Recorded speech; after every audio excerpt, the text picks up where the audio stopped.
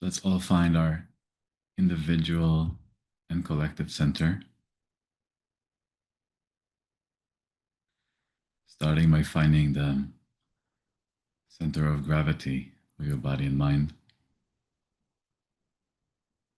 finding your core, settling in the heart.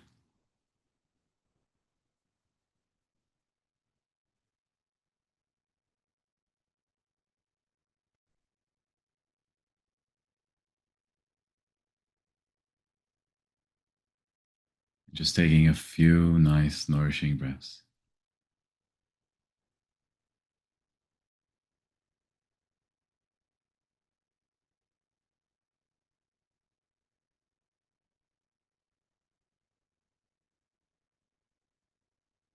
You can notice how the quality of the breath, how smooth, how slow, how gentle and tender it is, corresponds to the character of your nervous system.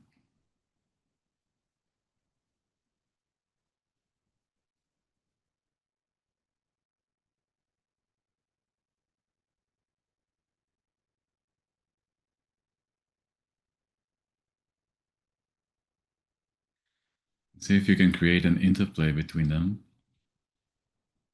with the breath and with the sensations representing the level of activity of the nervous system. It allows them both to go towards rest.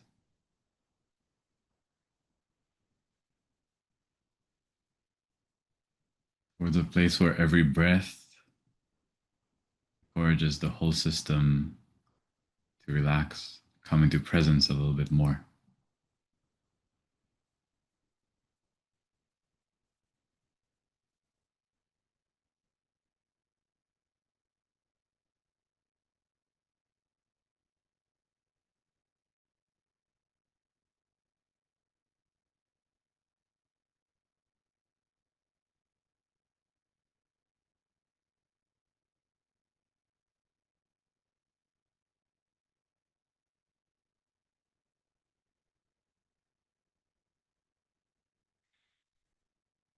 Here we can also reflect on the way that in this practice together, we are also creating a field or an agreement between us to stay and play this more peaceful type of relating.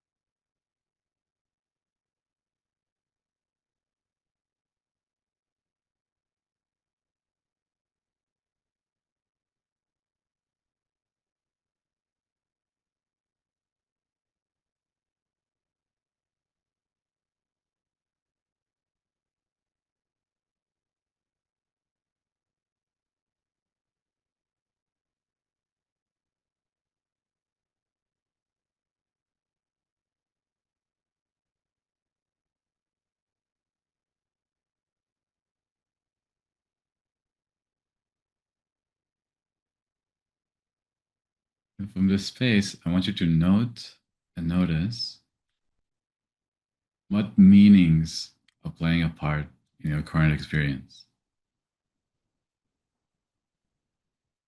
And a meaning can be,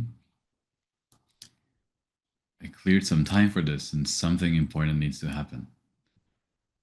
Or it can be, I am a human sitting on a chair in country X on planet Earth.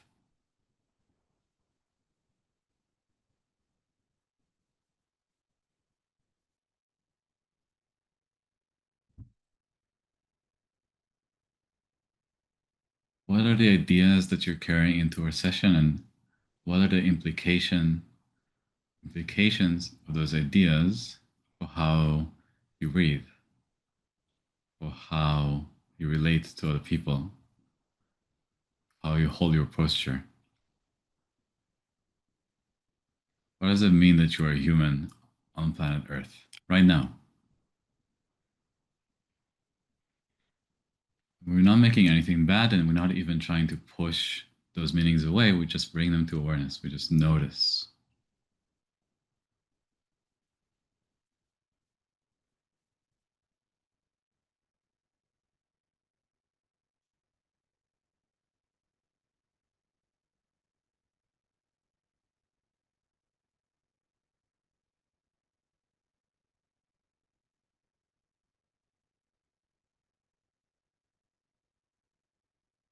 You may also notice what meaning implies more energy, more aliveness,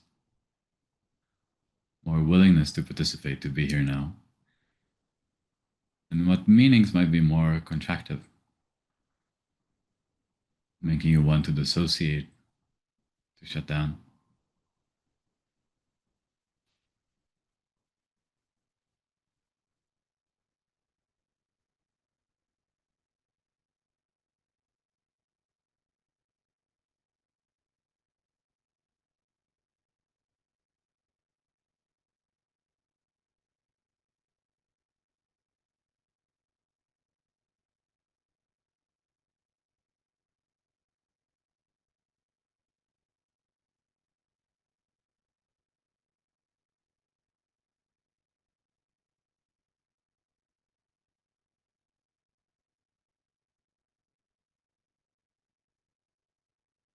If between every exploration, every excursion for this type of inquiry, can then return to the heart,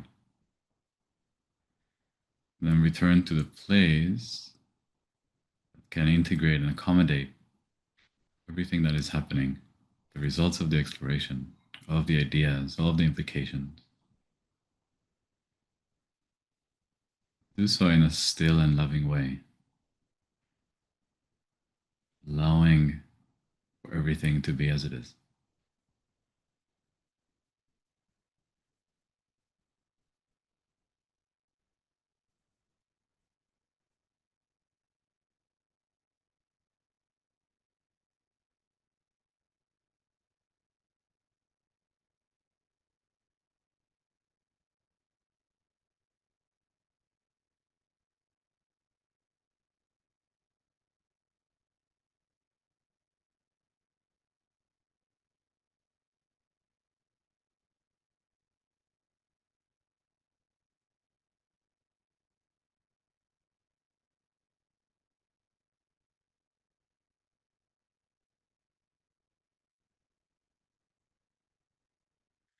And from the heart, from the more integrated space that we've developed, simply by allowing all of these voices, consider what intention you want to consciously choose for bringing into our session today.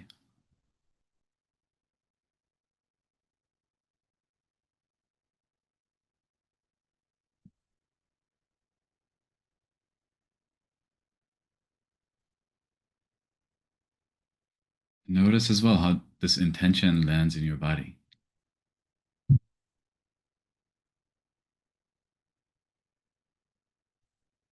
There's no wrong answer here, we're just noticing.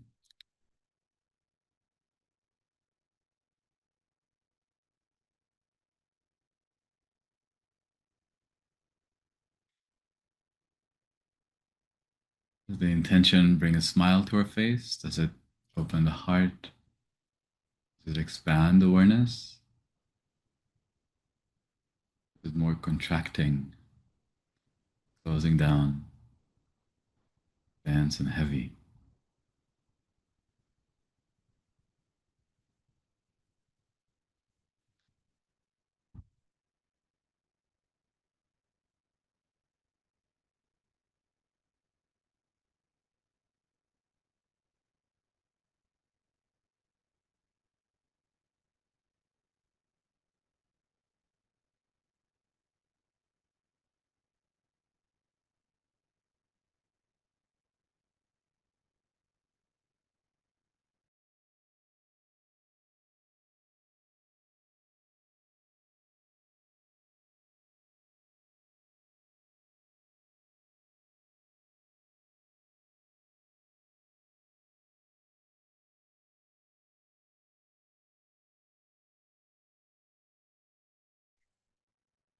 And in 40 seconds or so, I'll ask you to open your eyes, still staying in contact with your heart.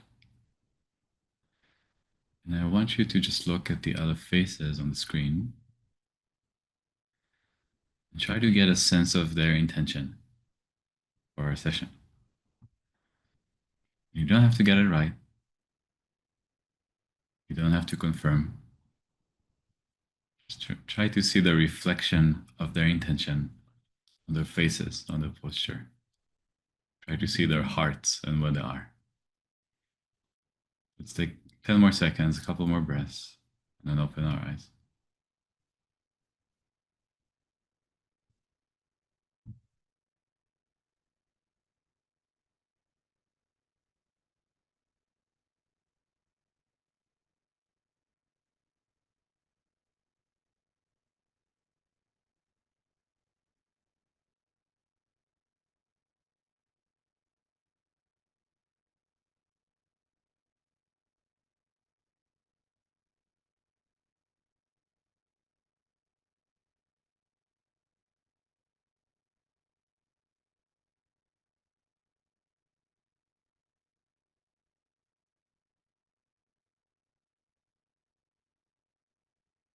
I apologize again for being late.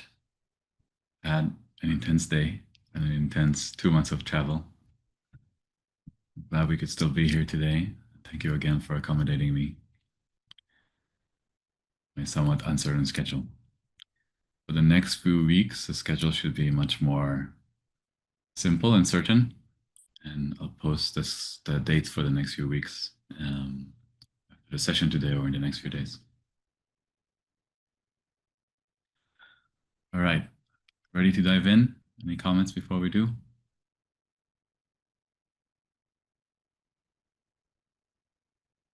Okay. So it's been quite some time since since the previous session.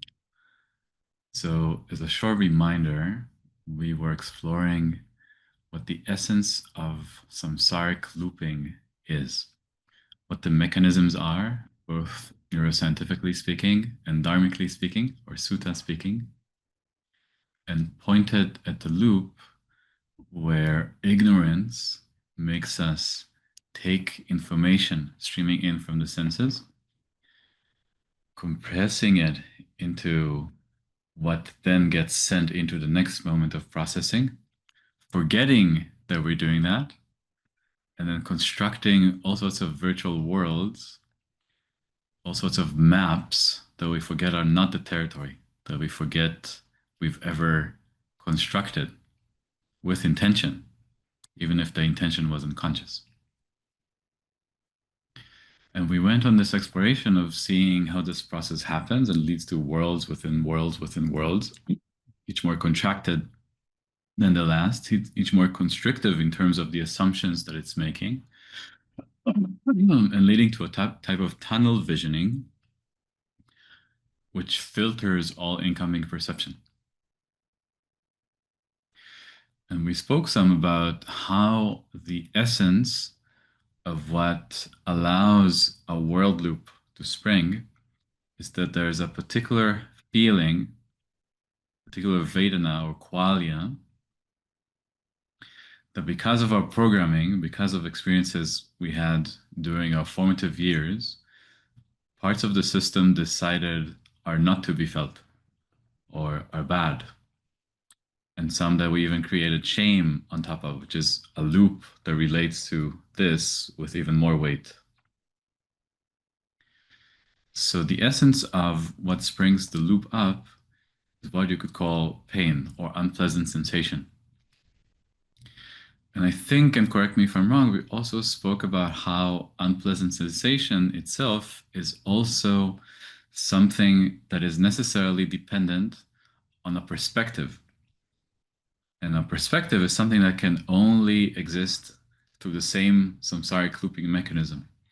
Every loop, by virtue of its constriction in terms of how it observes reality, also has a sense of whether any type of sensation, any type of information coming in is pleasant, unpleasant, or neither pleasant or nor unpleasant. And that's how it classifies it, that's how it moves through the filter, and that's how it informs the world that we have within the samsaric loop. And so we go about the world and categorize everything to good, bad, or neutral, and um, then react against it with craving in a way that creates tension, either a tension to go towards the good thing or a tension to stay away from the bad thing. And then in the next part of the book, there are more explorations about the way that this creates personalities and compensation mechanisms and all sorts of postures and um, um, all sorts of standard ways that we carry ourselves in the world. Put this down for now. Now, the essence of the exploration that I want us to go into today is an understanding that it's not just the loop within loop within loop. It's not just a virtual world within a virtual world where we have a virtual character learning how to navigate this prickly maze of good and bad, poking at us from every direction and keeping us contracted. But rather that there are multiple such worlds within worlds, each representing a conglomerate of coordinators and each battling for supremacy in the mind. Of course, this is something that we've mentioned before, and what often we call also call subminds. But the notion that I want us to understand is that in the same sense that one samsaric loop, world within world, is based on all sorts of assumptions, very fundamental in the sense of what is good and bad. We have multiple such frameworks of good and bad generating world islands, and each time they spin and go deeper and deeper into their assumptions, they also tend to construct away from one another. So we're not left with one narrowing. We actually have multiple narrow bands of perception, each taking the reins of the system when the underlying assumptions are most triggered. And generally, as long as we don't have I'm going to let this land for a moment.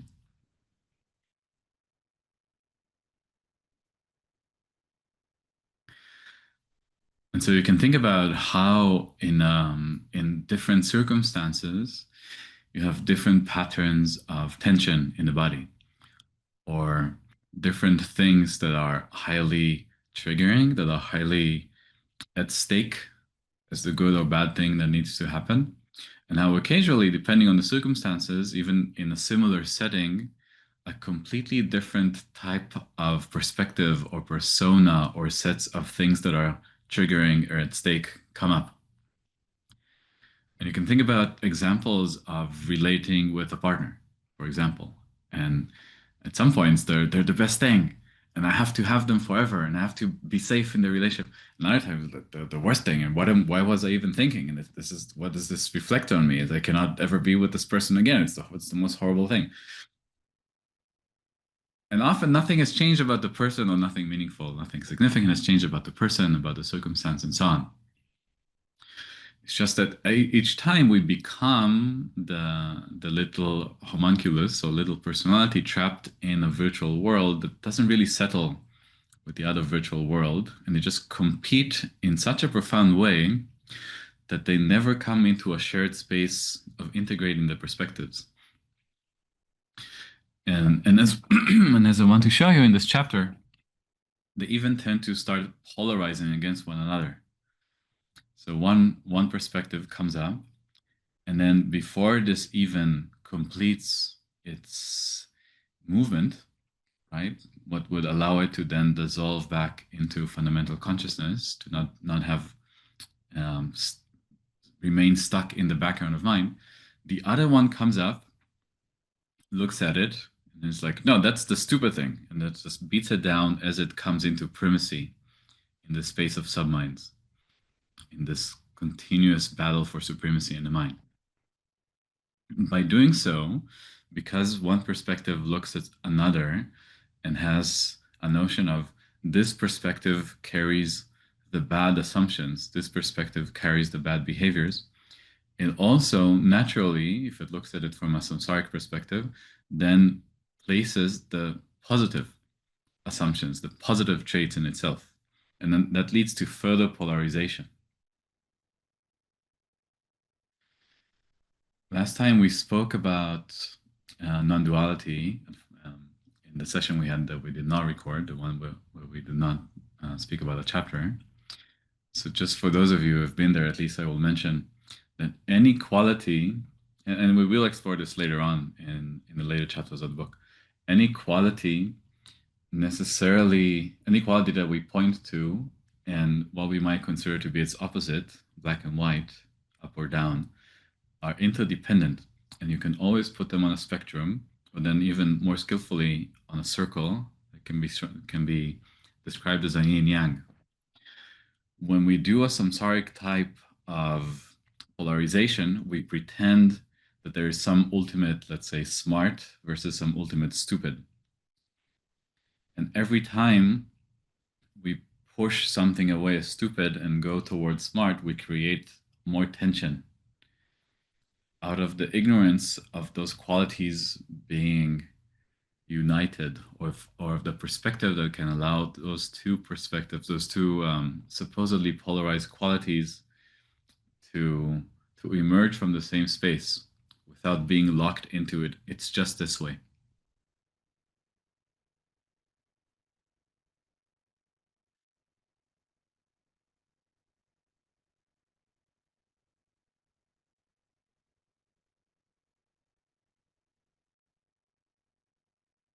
Any questions about this so far?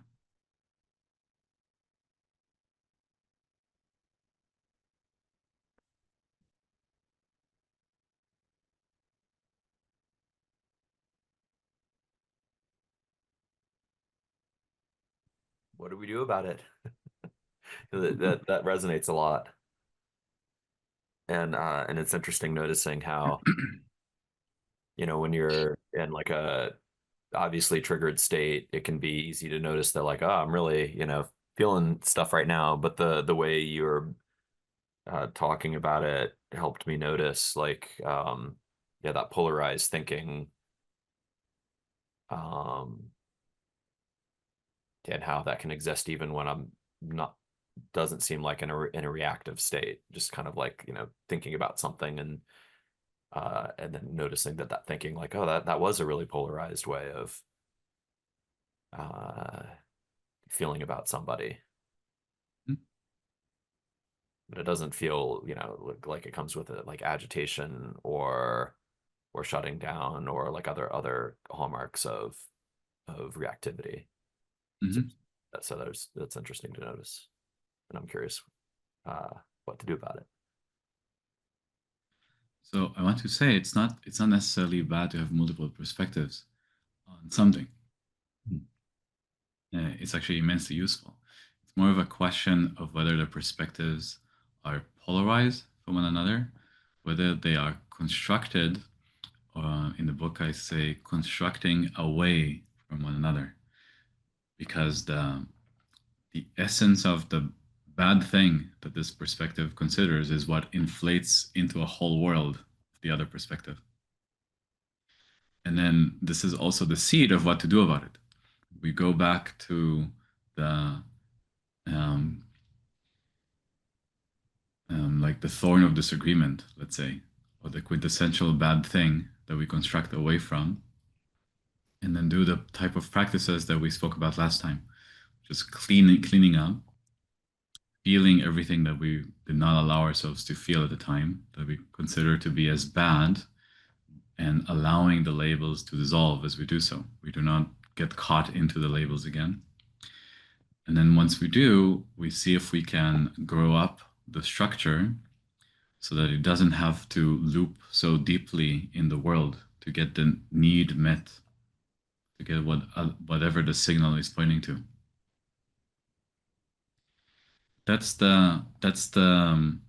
Um, that's the final move for every type of samsaric loop. Before that, what we do is make it so these world islands that are often even completely alien to one another in terms of culture and language. And here, a useful analogy is what happens outside of the realm of our individual existence. Consider what happens when people of different cultures meet, of different languages meet.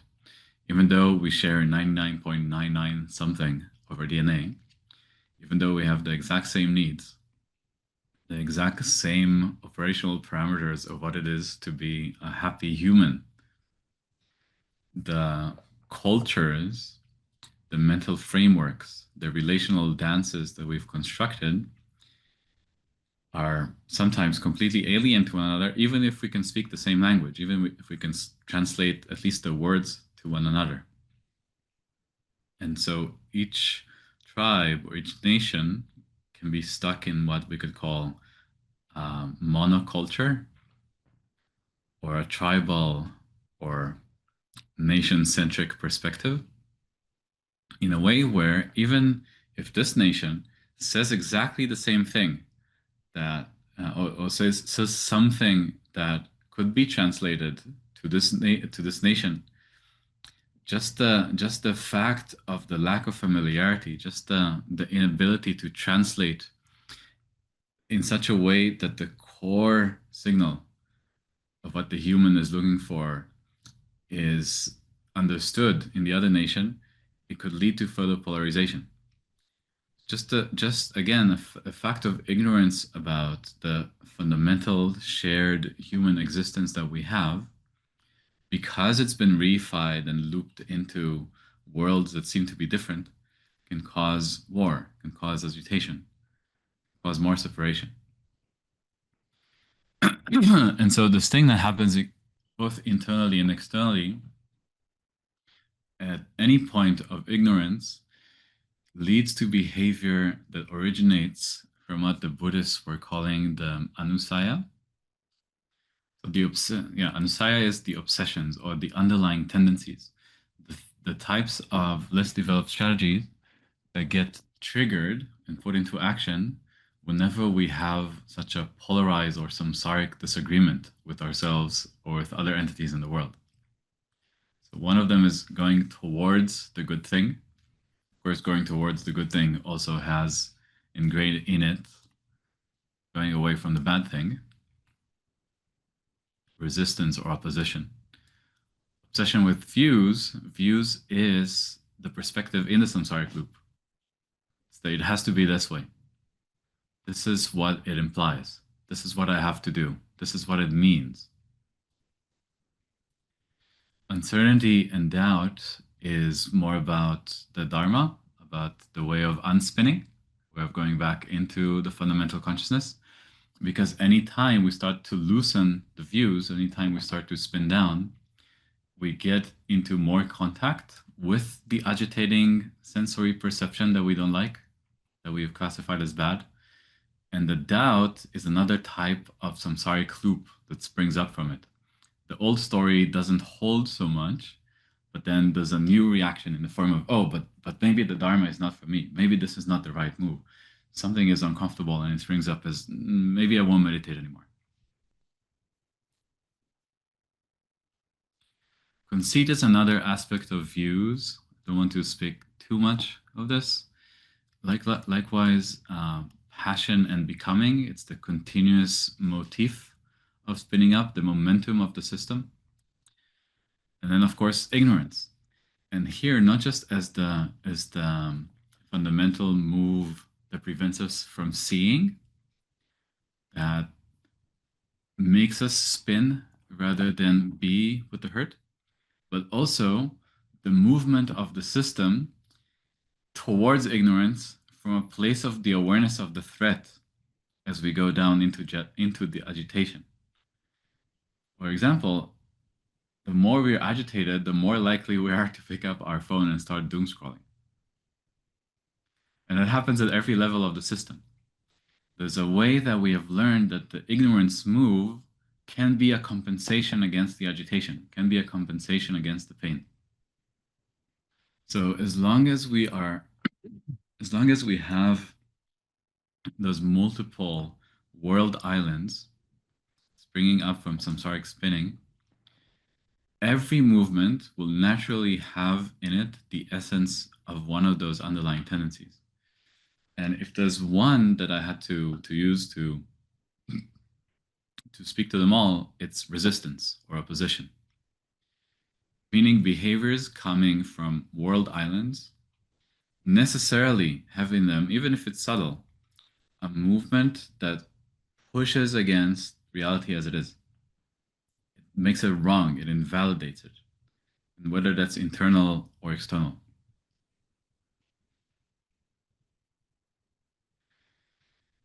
And so, in the beginning of our exploration, before we necessarily have the tools to empty out the mind and go towards fundamental consciousness, what we do is try to install different assumptions of our relating. And those are the Brahma Viharas, the sustainable attitudes.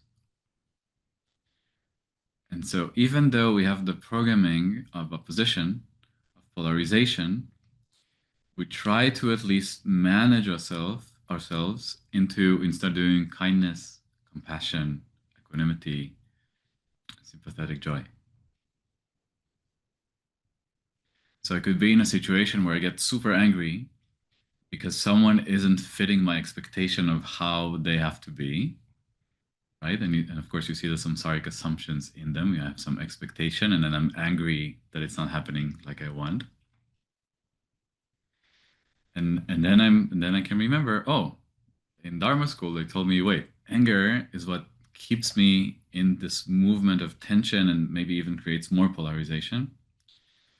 But even if I fake this movement of compassion and kindness, even if I take a breath and allow for some equanimity, some relaxation of the movement to hurt, to be angry, and I can be like, oh, what's happening for you?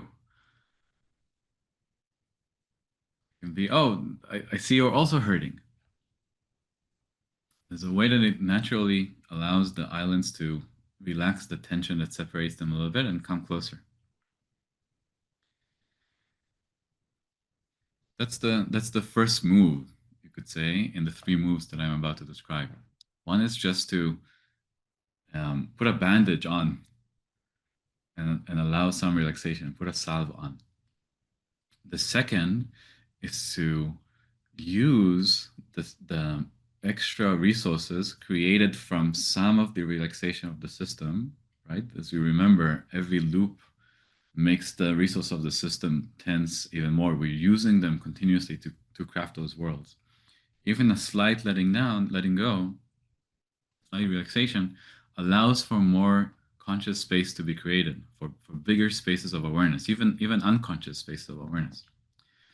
And then we use the space that's now available, right?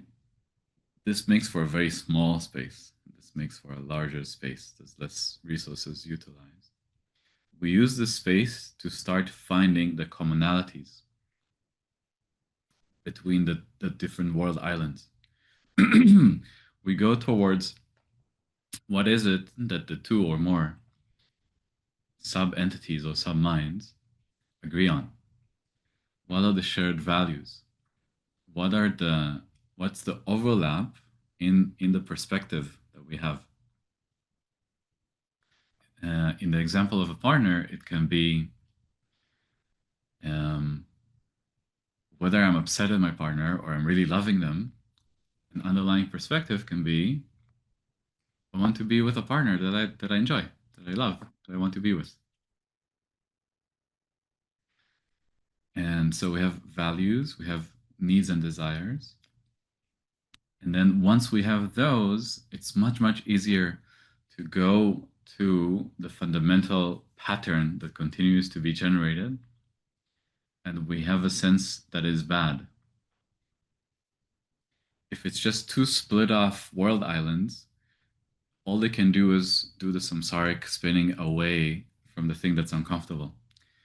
If we combine the forces, even if not completely, right? If we combine the forces, we have enough of a space to be with the underlying agitation and then see how to be with it in a way that was just not possible for us before, from the polarized perspective or from the less developed mind that we had when this was generated, generally in childhood, but can of course also be later in life. So that's the second move. Again, we have the let's relax together using the sustainable attitudes.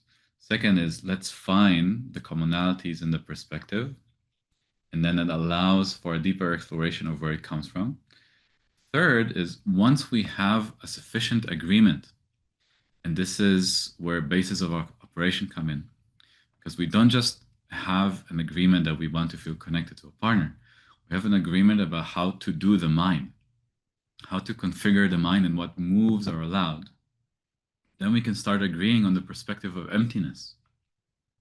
We can start agreeing that rather than each of the world islands continuously maintaining its position, they can relax more and more completely into the total relaxation or the total nishpa pancha. We mentioned this, the non-spinning, non-reactivity of fundamental consciousness, and then just come up, offer its perspective to the space, and relax again. And this one comes up and offers its perspective to the space and relaxes again. And they do it without coming up and saying, I have to be on top because this one is wrong. And I'm defining myself by opposition to this. And that's when they can come up in their time, or sometimes even together. And often, and this is the beauty of this, they don't even come up as separate entities again, but rather the moment allows something to be woven through the wisdom and capacities of all the coordinators, all the what before were previous standalone and tensing entities that are always online in some capacities, for a new movement to be born in the moment, completely dynamic, unfolding manifestation, expression of the wisdom that's embedded and that's been accumulated in the system through the activities of what before were those separate world islands. Of course, the more those world islands rest into fundamental consciousness, the more all of those assumptions baked into the system before about what's good, what's bad, what quality should I go after and hold on really hard onto with my identity, start dissolving by themselves. Because in the undifferentiated space, in the space of freedom and lack of inherent meaning, all of those assumptions naturally come up the system to show that there's no reason to have continuous warfare against them. There's nothing that's fundamentally bad or good. Yes, questions and comments, Jonathan. Uh, just want to restate what I heard to see if I got it. The three moves. First move is to find some relaxation around these islands so they can reduce in size. Second move is to find like what's a lower level aspect that both can agree on. Third is to notice the lack of any independent existence and exploring that helps the islands kind of collapse down, giving you more freedom. Mm-hmm. In the second, I might say finding the lowest common denominator. Yes. Like often we say that negatively, but here we mean what is the thing that we all agree on? What's the simple thing that we can come together around? With regards to the first point, something kind of grew out of in your practice book on like the heart smiling, which I've been exploring a lot of. I've noticed really powerfully that is, one way is the relaxation and the islands grow smaller. Another way I've found is to notice how much more space I actually have around me, and then that shows that, oh well, the space is actually infinitely vast, and actually these islands are tiny, and that makes that's an observation that they're actually a lot smaller than when I was more fused with them, and that's been just incredibly powerful for me. Beautiful.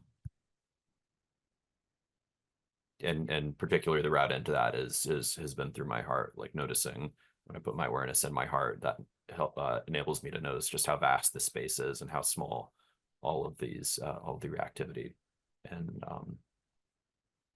the agitation is.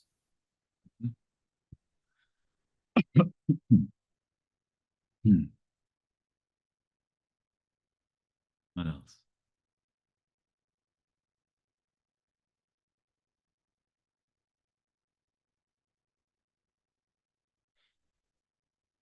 See some of you thinking really hard. Also welcome to just think with the group. Yeah. Hi, Dor. So I was thinking because sometimes I do find myself in like, so this was very helpful or how you'd explain because I find myself really open, specifically like two different islands and just like, and the experience is like you cannot find a common denominator or this problem is impossible to be resolved. I'm not gonna be able to. I'm in a lose-lose situation type of mentality. That's how it feels. This too, and um, and I think right now, if my system is very relaxed, I can almost, and I don't have a situation like that, I can like, okay, I can see how that process would work. But when I am in that situation, it almost feels that there do exist undesirable outcomes. So there Mhm. needs to be a process of there are losses, and there is you have to grieve losing one or the other situation.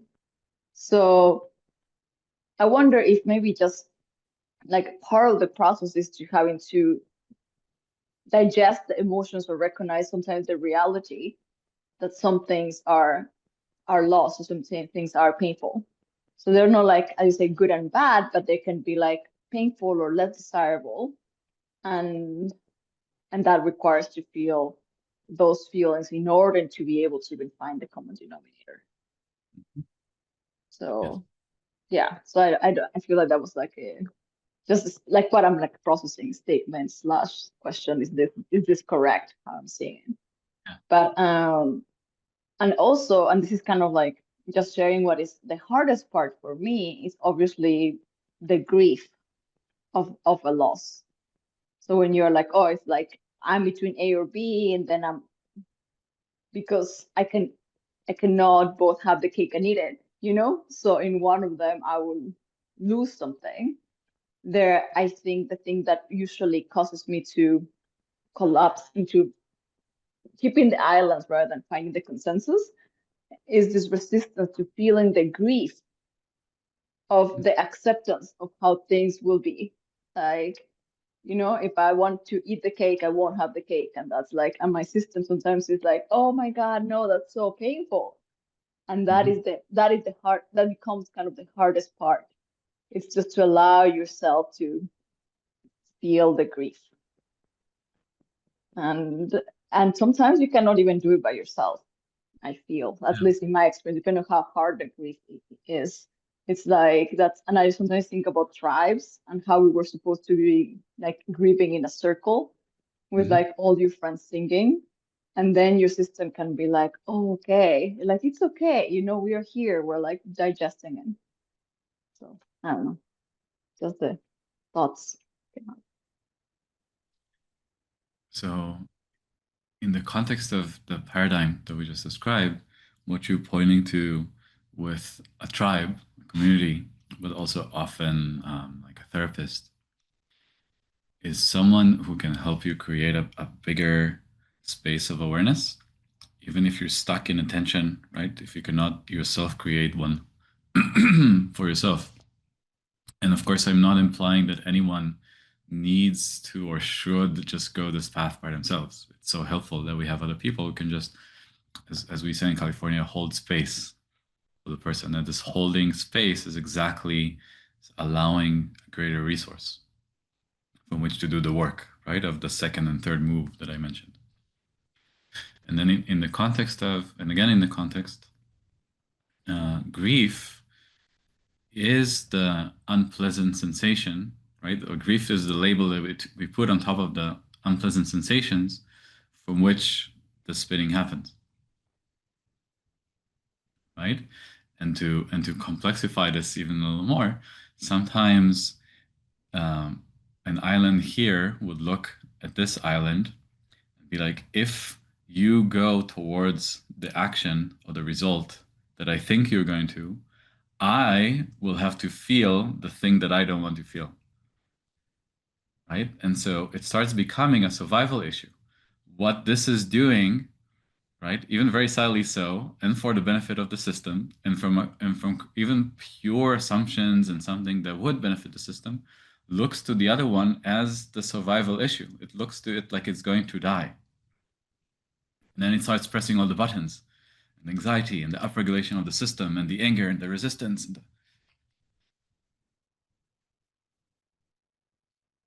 It's not easy being a sentient being. Yeah, and is it actually possible to build so much space, the same space that you would have in a group? By yourself? Yeah. It's a different type of space. Generally, I would say yes. If you go on a retreat, spend a lot of time meditating, but then it doesn't have to be mutually exclusive, right? The best types of containers are ones where you both go into a more expanded awareness yourself, and then you bring it to the group. And then, of course, many of the things that we have found unpleasant at the foundation of all of our world models and meanings are ones that were created relationally, interpersonally, whether one-on-one, with friends, with romantic interests, or in groups and entire societies.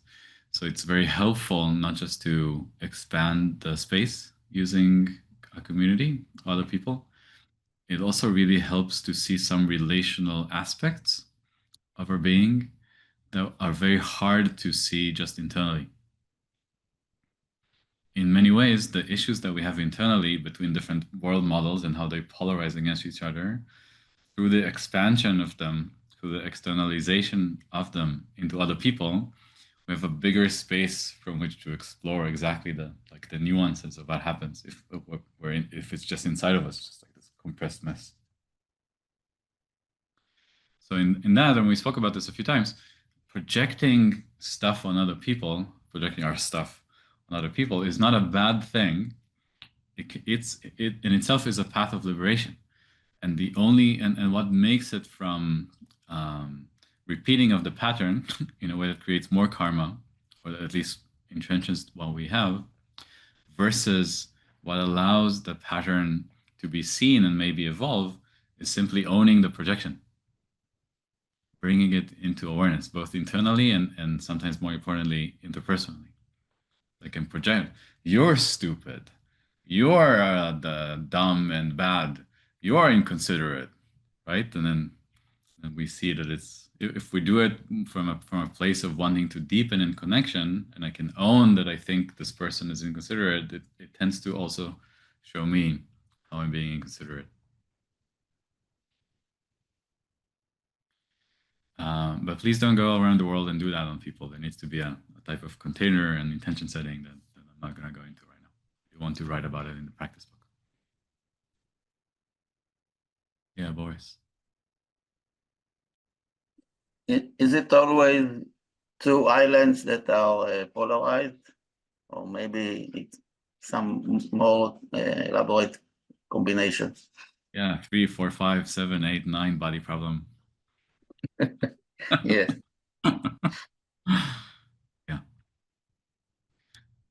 Yeah. I will say it's generally that we have single digit amount of really powerful and system-wide coordinator conglomerates like this. And it's not 90 different ones. We have a few big ones, and as they learn to collaborate, like imagine if the US somehow manages to have like a really beautiful collaboration with China, right? That the tensions decrease, the trade war becomes much more collaborative and interconnected. There are treaties discussing like the disallowing of all sorts of export controls and crazy tariffs and holding back. Imagine the type of relaxation that this can allow for even the smaller nations and smaller collaboration networks throughout the system, which are now dependent on the two polarities in the world, right? To maintain their safety, and they have to choose an alliance, and yeah, you get a sense like this with the relaxation and the release into the ground immediately benefits everything. So it's not like we have to go and like with pincers and stuff. It starts doing itself as we take care of the major things. All right, I want to cover a bunch more. Let's keep going. And so now, question to you all. What is hate?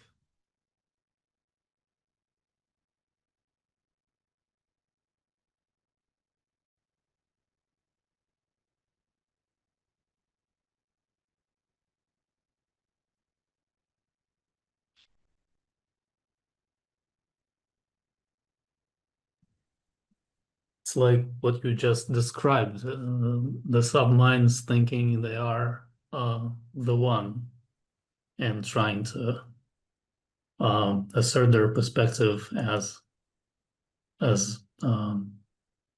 ultimate. Mm-hmm. And where does hate come from?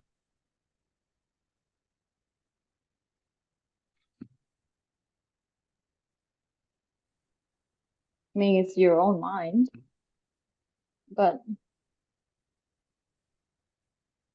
was that question for all or Alex? Alex was thinking, so I'm happy you jumped in. We can have a free-flowing discussion. Jen, if you want to jump in. It feels for me like a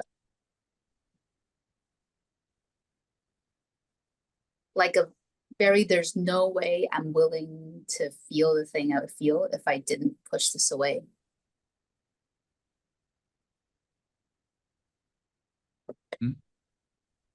Yeah, so to answer the first thing about hate, so to me, hate feels like anger projecting at something that I cannot bear to look at anymore, and to which or whom I am dumping all my responsibility. So it's you, the one that is doing this to me. So I'm like, it's almost like my trash can, you know? You've caused all this to me, so I'm so angry and I don't even want to look at that. So that's hate. Jonathan? Fusion with Mara, like fusion with delusion, because like it seems like if someone's experiencing hate, well, compassion must be seemingly inaccessible, and if you find a way to make compassion accessible, that seems pretty incompatible with felt experience of hate, right?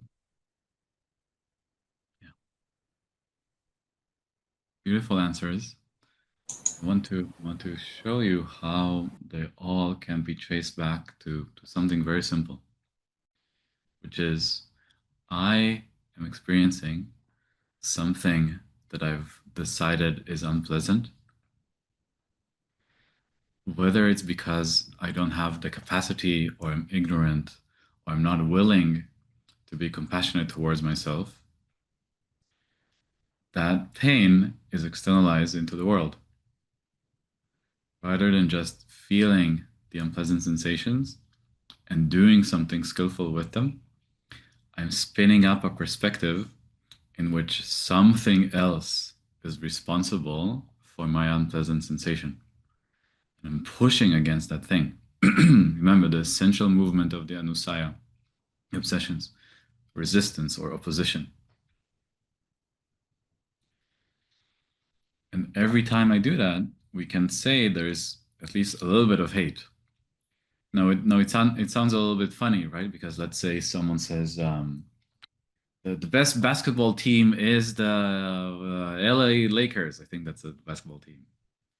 And someone immediately says, no, that's not true. The best one is Chicago Bulls. Yes, that's another one. I remember that. Right? There's a way that even in that, right, like you could say, oh, it's just friendly rivalry. It's just boys will be boys. And probably no one's going to get really hurt by this. But there's a movement of opposition.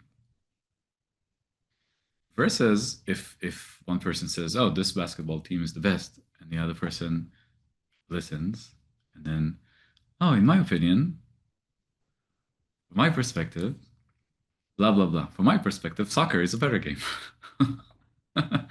Whatever.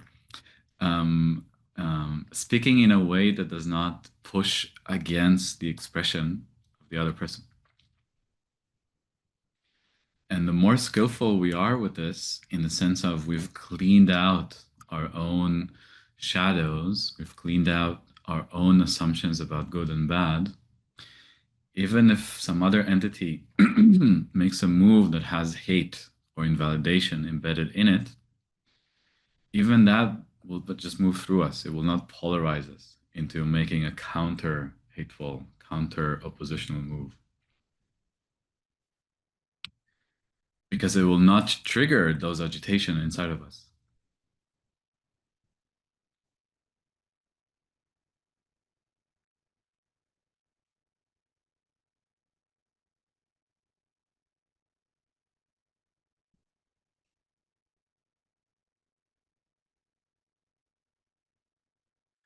And I'll say one more quick thing. This is where our come from matters. So it's not the words, it's not the posture, it's not how loud our voice is, it's not any desire that we express, it's not what we do, it's where it comes from that ultimately matters. In one culture, coming in and wanting to shake someone's hand or give them a hug can be the most offensive thing. They have an issue with human touch. Or Orthodox religious Jews, touch between men and women is the worst thing. If a woman tries to touch a man, it's the highest offense. And then the come from doesn't matter. Whether I'm trying to touch them in a manipulative and extractive way, or I'm just offering a loving and the most loving, compassionate hand. Because of the mistranslation between cultures, pardon, the receiving perspective can see it as a bad thing. However, if the come from is hateful or oppositional, even if we're in the same culture or even if there's no culture, and I have in me something that can capture this hate, it will trigger the agitation that I have. Versus if I come in with a loving attitude, if I'm coming in without opposition, there's a much higher chance that even cross cultures, this deeper essence will be received and the positive intention seen. Saying this by way of invitation to see what's your come from. Am I in the moment externalizing my pain? Am I trying to use the world to fix what I'm feeling in a way that invalidates it, in a way that pushes it away? Or am I taking care of myself in a compassionate and skillful way? Including if I come to my community and tell them, oh, something really hurts here. Maybe I have some story, maybe I even have some projection, but first and foremost, hey, I'm hurting and I would like help.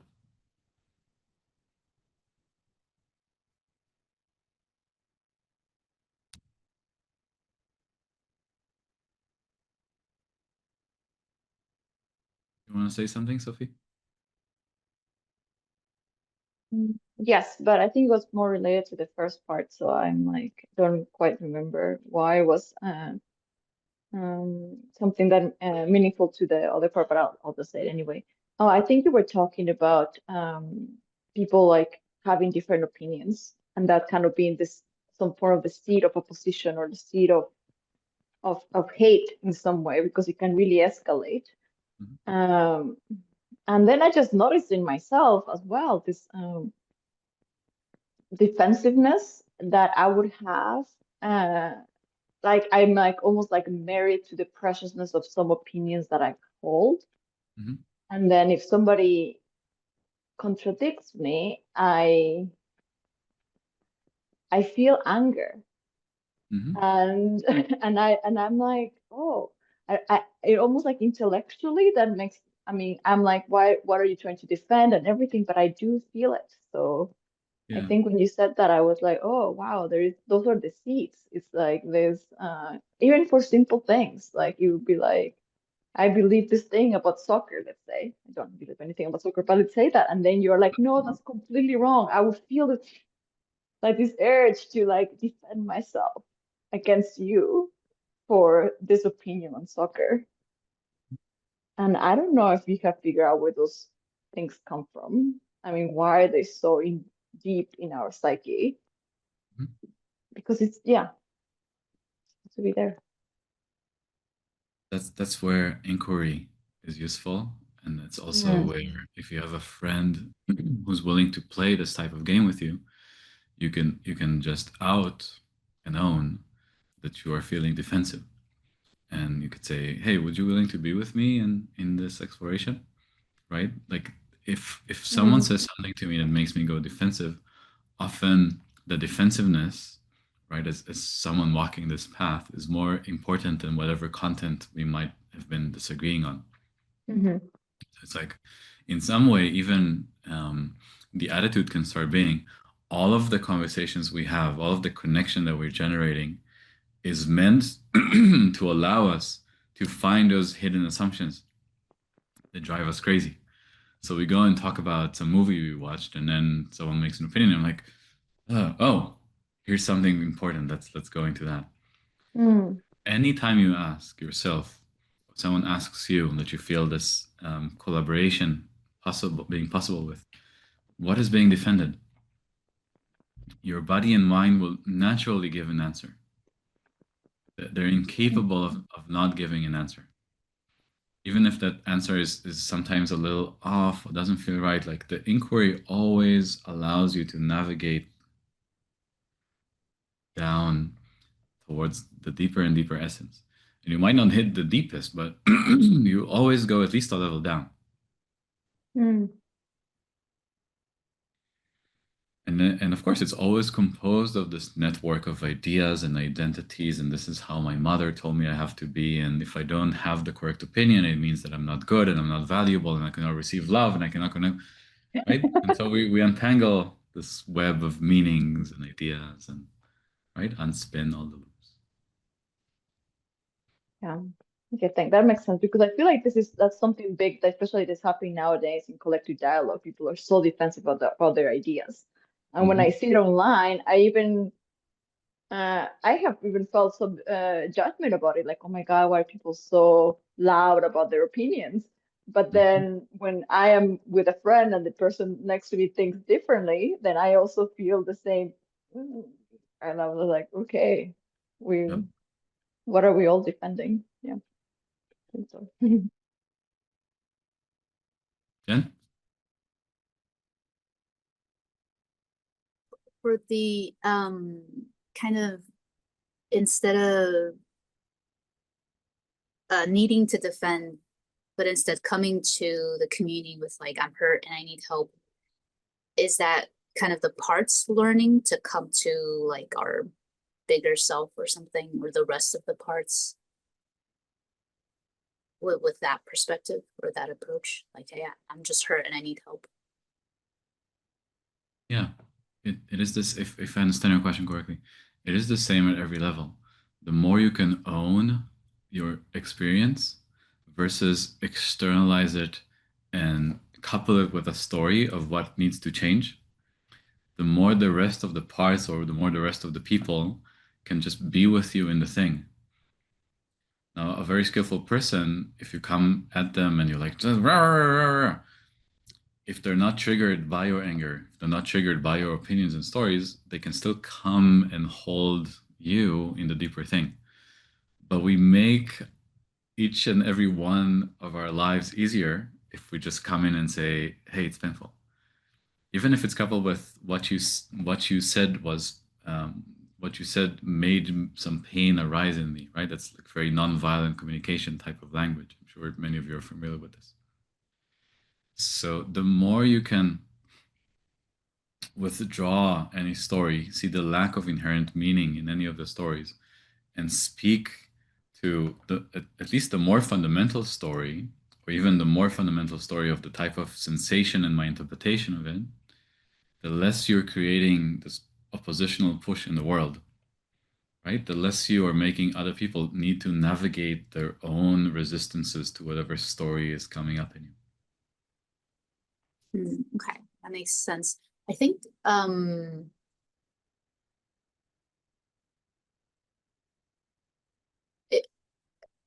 it makes it feels like it would require certain trust that the other parts, or in a bigger system, the other people aren't going to take that vulnerability and like use it. Like, great, I got him. Yeah. 100%. 100%. And internally, it's both internally and externally, it's part of the agreements that the system learns to cultivate. There are definitely times where in a community you could see that it's not a safe place to express something. Maybe some people are projecting on you because of your background, because of your race, because you have this amount of skill or education or wealth. People will be oppositional to you because of their own identities before you even speak a word. Or you can be in a space and you can see someone else said, oh, this made me feel really sad, and another person makes fun of them. So of course, with your wisdom, you can say, oh, maybe this is not the place to talk about the pain that I've been carrying for the last 30 years. Okay, that makes sense. I think what feels like the risk when it's outside of my internal family system, well, I think there's probably some risk there, even there, but I already have access to like what the other parts feel, so I kind of know the level of safety. But for externally, it feels like you have to kind of try to know, and so you'll never really know until you already put a risk. You already taken a risk. Not easy being a sentient being. That should be like a reframe for a song or something. Cool, thanks. And then I was wondering if I could also ask about shame, because I think that feels like underneath a lot of the defense, like what we're trying to protect. But I also wonder if I've been wondering if it's actually not. Yeah, it's not a very bottom layer. It's like the fear underneath of, and like at the end of the day, probably survival-based fear feels like a core layer. Does that seem? I would say shame is generally an emotion that's covering up another emotion. But it's also true that all emotions can cover up other emotions. And generally, we have the hard emotions like anger or frustration or jealousy covering the soft emotion, sadness or grief or heartbreak, sometimes even happiness or excitement. Shame is something that we feel, and that there's a story that we're not supposed to feel the other thing. So in shame, it's like a type of samsaric spinning that's more feelings based than story based, even though that necessarily has to be a story. That necessarily also is a belief. And when working with that, it's useful to work at the level of head, heart, and gut, like story, emotion, and nervous system. And we'll touch on that much later. So shame isn't like a direct reaction to rejection. It's a reaction to what we felt from rejection that we didn't want to feel. Yes. Okay, that does seem, yeah. Like, yeah, part of what I'm starting to see. And would it be fair to say that fear, survival fear, like when you get there, it's like, well, that's probably, there may not be an underneath, or is there still an underneath? You generally, know when you've hit bottom floor, when your heart opens again. You feel open and free, and you don't feel pulled apart by so many things at stake with a particular thing. Does that mean the emotion disappears or not necessarily? It moves through. Might have some lingering things, but generally, yeah, like if you feel that it's moved and it's left more expanded, open, free, body, right? We're in its wake. Okay, cool. Body, mind, yeah. Awesome, thanks. It's something you learn to feel more and more deeply as you tune into yourself, like whether there's more to feel, whether the emotion was expressed in a way that only reinforced some story, whether it like felt and was integrated and left the system. That makes sense. Yeah, thank you. Okay, there's a lot more in this chapter, but there's just one more thing that's particularly important for me to show you today, and that is my infamous, horrible cookie diagram. Can you see this one?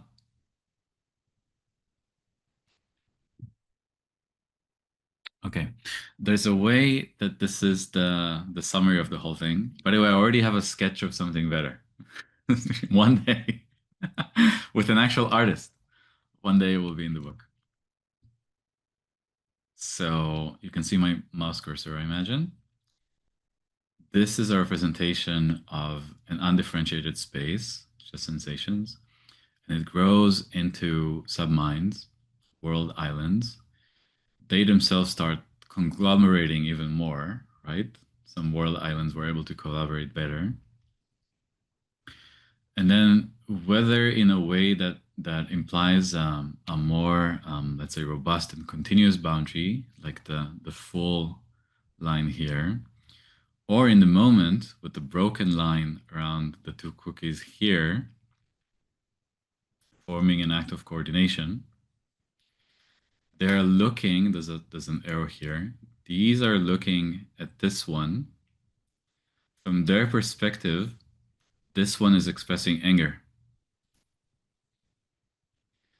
And so they tell it, be compassionate. Stop being angry. And that's the essence of compensation, or the faking of compassion, or any of the other sustainable attitudes. Now, there is value to this, right, as we discussed, but we need to be aware that it's an act of compensation, of top-down or lateral managing.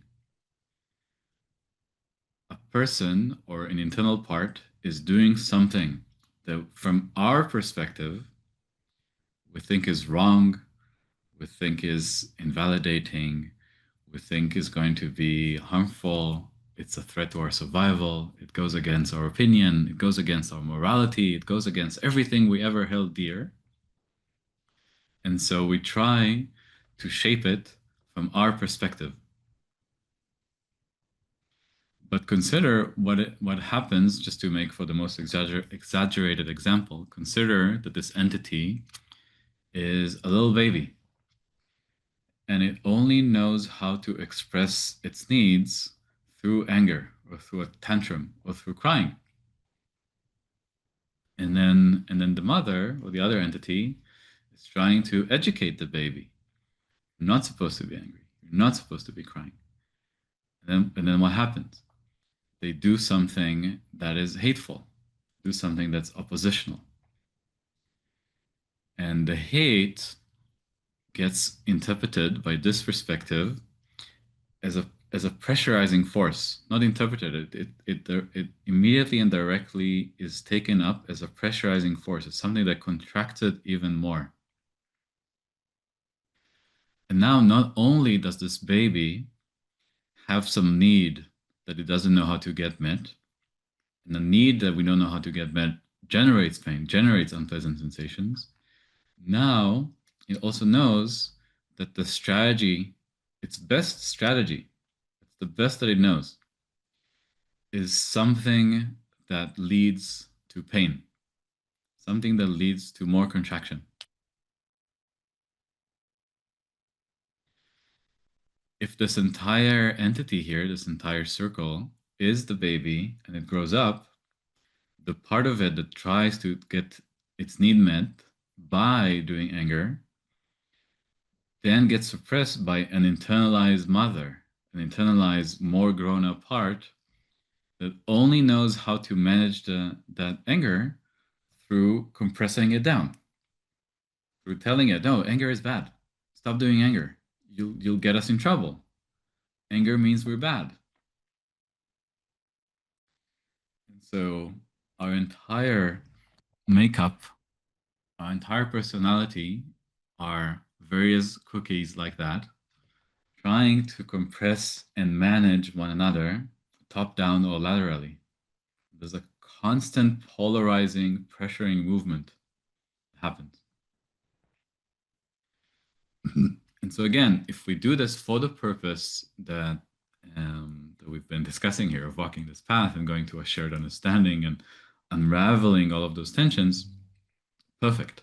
It is useful to try to manage the system into a more expanded, more loving, more collaborative configuration. But it is still, and this is an emphasis that we have in the practice book, tensing against tension. And then it's only when we dissolve enough of the tensions through tension, it's only through going through what I'm discussing here as the development stage versus completion stage, right? It's only when we stop working within the mind and have enough capacity to go to the completion stage, which is dissolving the mind and allowing it to express again with new assumptions, and then relate to those as much as possible from a non-hateful perspective, from wisdom, from vidya or from rigpa, versus from the underlying tendencies, that we can really go into the assumptions underlying where the anger comes from and develop them. Take the assumptions that were created in the mind of a baby that only knew how to express anger to get its needs met, like holding a boundary, and develop them so that instead of having to hurt someone coming towards me and me thinking that they don't wish me well or they want to take something from me, and instead of expressing the pain and the fear that they might do that as anger at them, I can now just be like, oh, something that I don't want to have happen might happen. How can I stop it in a way that doesn't push against the other person and generates pain for them? It can be a boundary, it can be saying what we want, it can even just be walking back, staying away.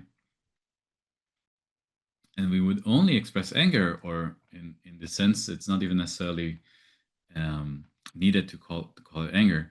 If someone is really penetrating my physical being, someone is really a threat to my physical survival, then I can have the life force that anger tends to be associated with, and I can like push them away.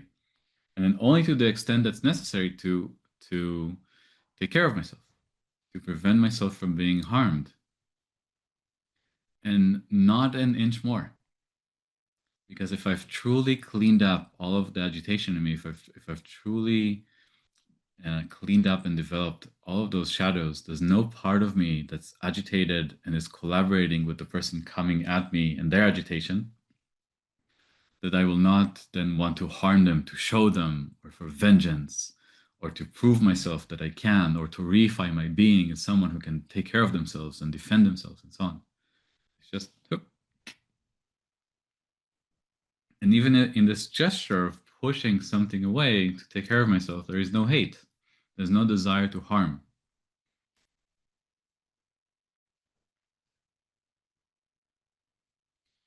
And that's only allowable from the completion stage.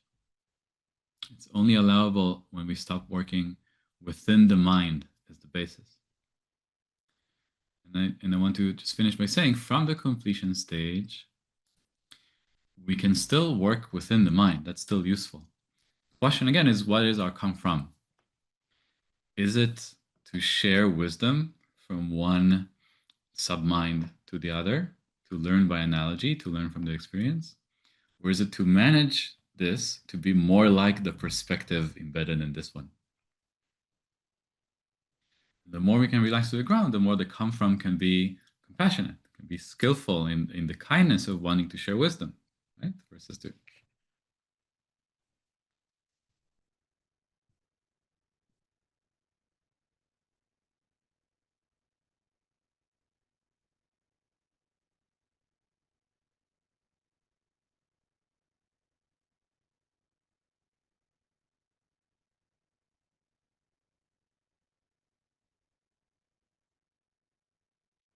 so maybe we keep the questions for later if we have time. I want us to do at least a short inquiry around this, like to really bring it home. And without thinking about sharing later, because I won't ask you to, think about something that's happening in your relational life, one thing that's happening in your relational life, and one thing that's happening in your internal life, where you see that the pain or agitation or unpleasant sensation or anxiety or anything that's rattling in your system and not sitting right, it's been externalized coupled with a story.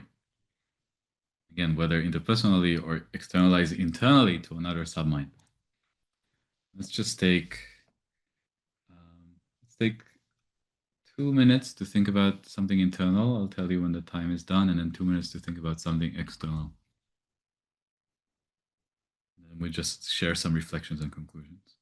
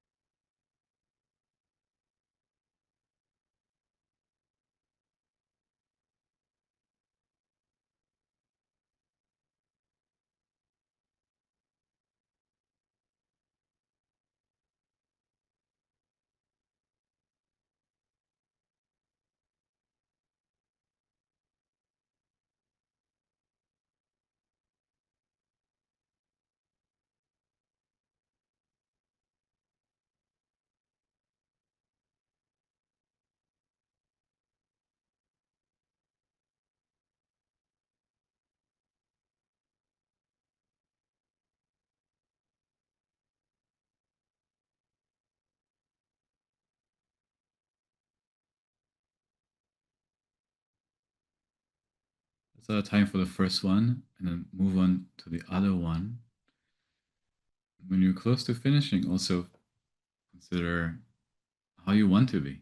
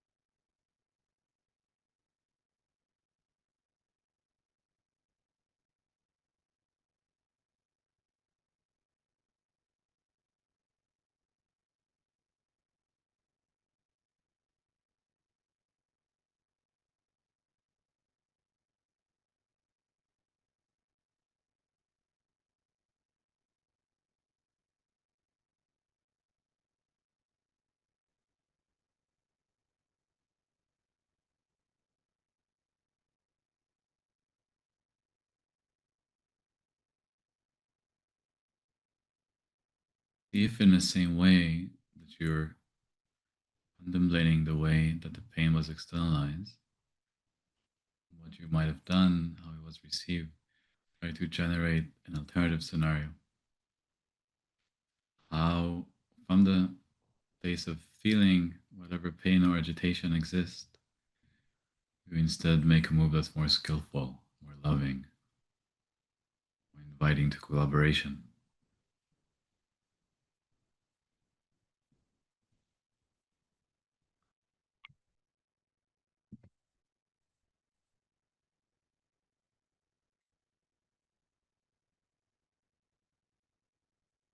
That's our time for today.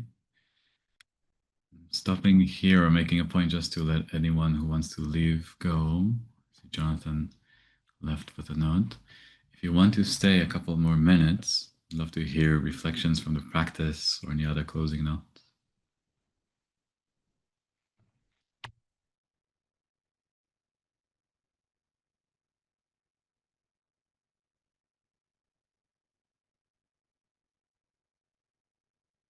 What have you found through this exploration?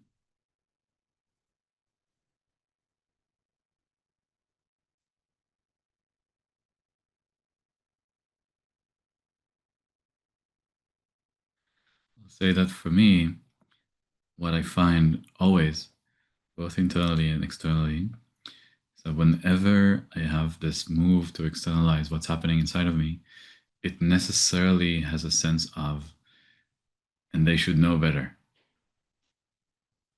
And I completely miss the perspective of this is their best.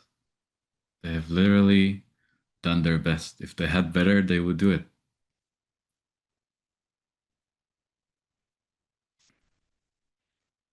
Sophie, do you want to say something? Yeah, I think what I tend to find, and I found this time was a lot of the dominant coordinators when I'm like externalizing and putting the blame either internally or externally are at most 6 years old. And I'm just like, wow, I'm just letting my life be ruled by a very bossy little girl. That's like, I know I want it this way, and like she's convinced that this is the way, and therefore it's like really like, you know, bossing and managing all internal parts, and then try to do that with the external world. So every time I just take a step back, I can feel the energy, and it's like, oh my God, but if that person is 6. So yeah. Sending love to your little girl. Josh? Just want to say I really appreciated the session, and was thinking about these the islands. I think in my past week I have felt a lot of the like the more virtuous islands, or like the more sutric like islands that are really polarized with the something a less developed part that's coming up, and I'm not approaching the depolarization from the ground and from the more whole space. So this has solidified that for me a bit, and helped me understand that.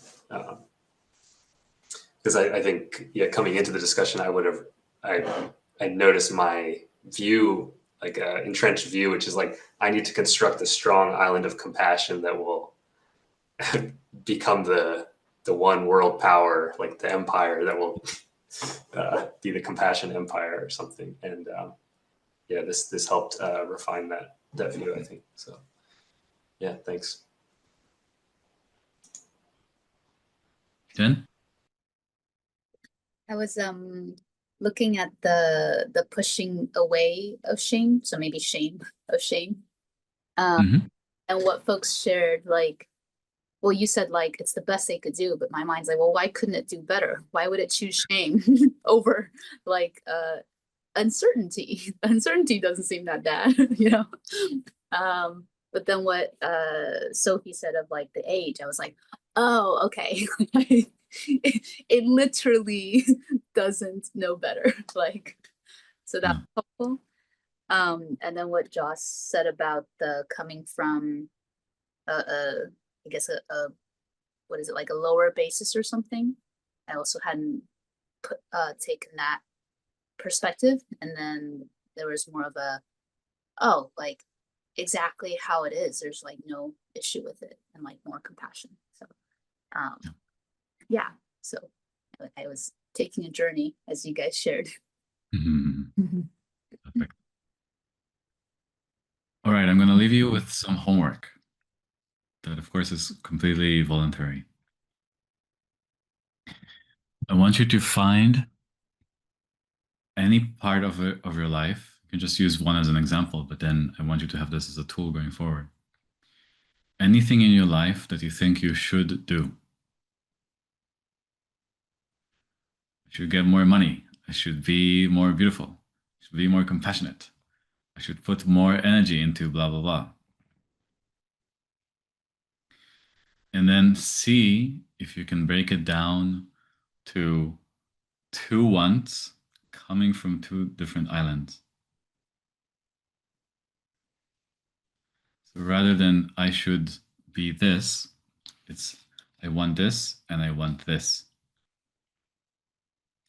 And it's a move that makes finding the common element much easier. Right? It is the essence of the second step. So normally there's one world island. It's like it has to be this way. And it invalidates one of the wants and corrupts the other want that it has. Instead, we break it down to two wants. And I think it will be very, very helpful for all of us if you post an example in the group, if you have the courage to do so. I do believe the group is very safe. And if for any reason it isn't, we will make sure that it is safe.